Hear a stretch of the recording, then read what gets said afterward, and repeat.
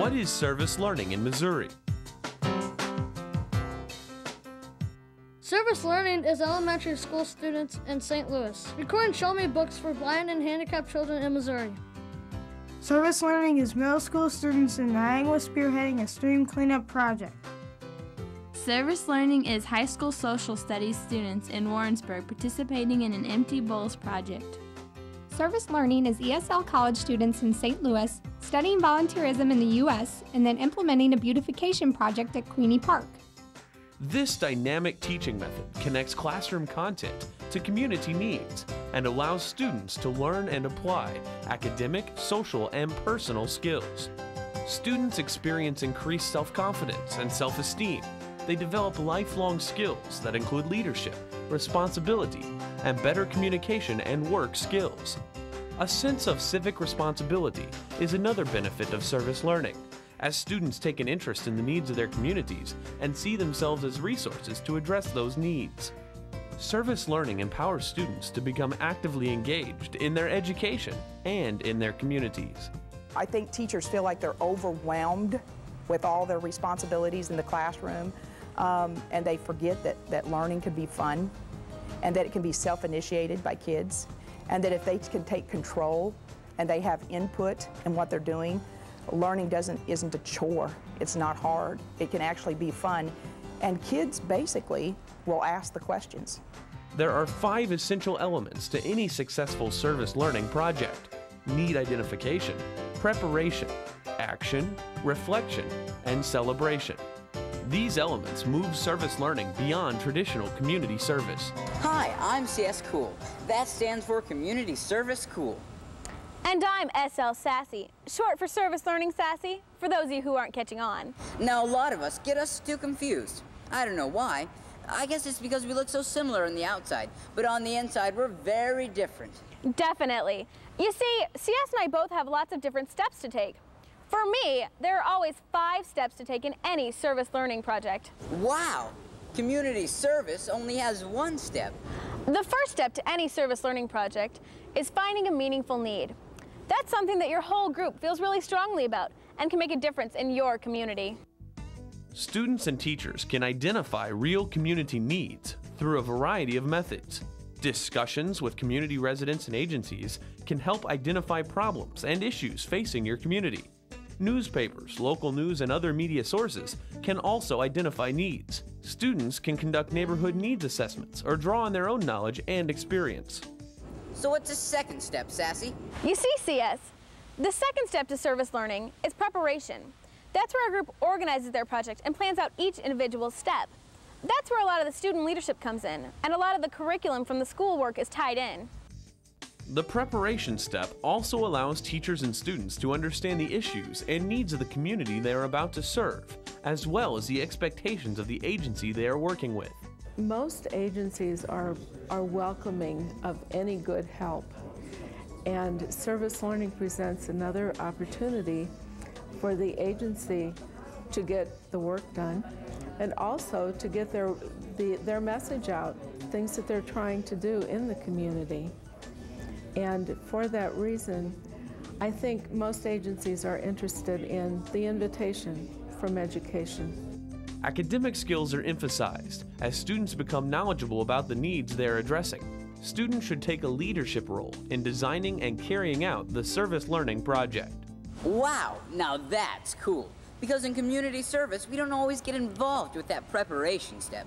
So Sassy, tell me, what's the third step to service learning? Well, CS, the third step to a service learning project is acting, something we both have in common. Acting. That's where you actually go out into your community and do your project.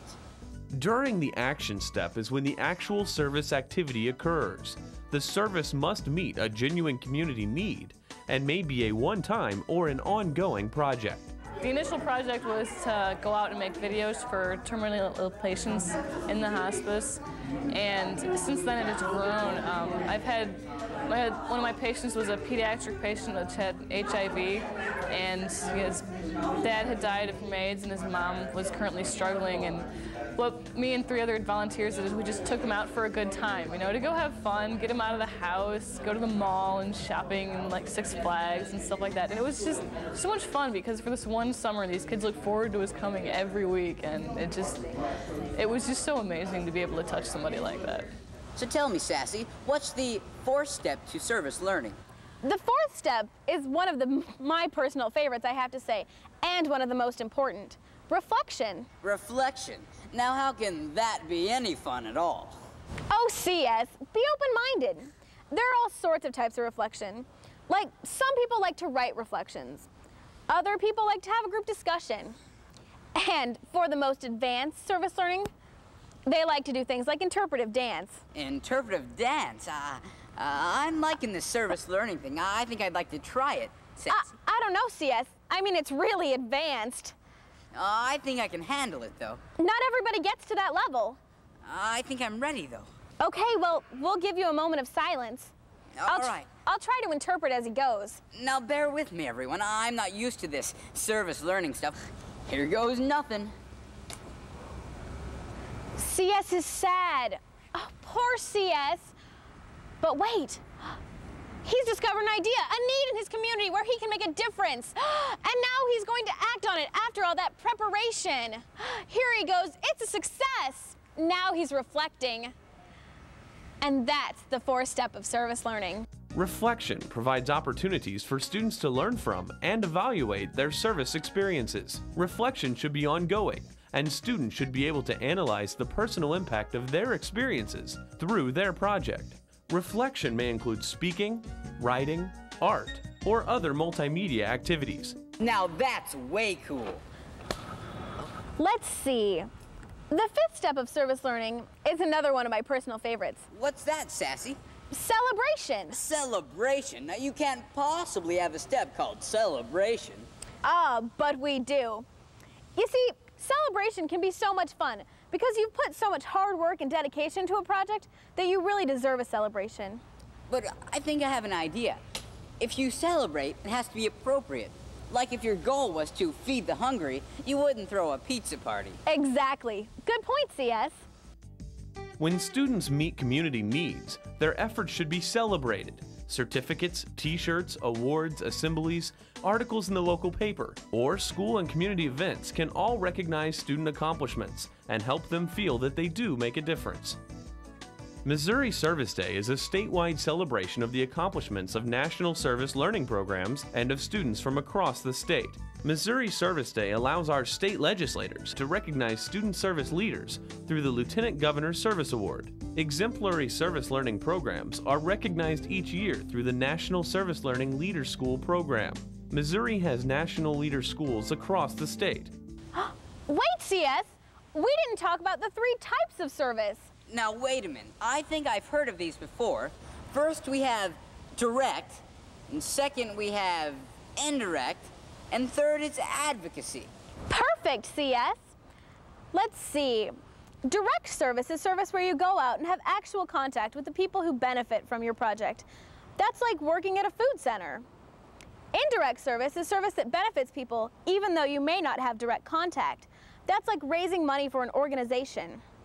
And advocacy is using your voice to talk about something you really believe in.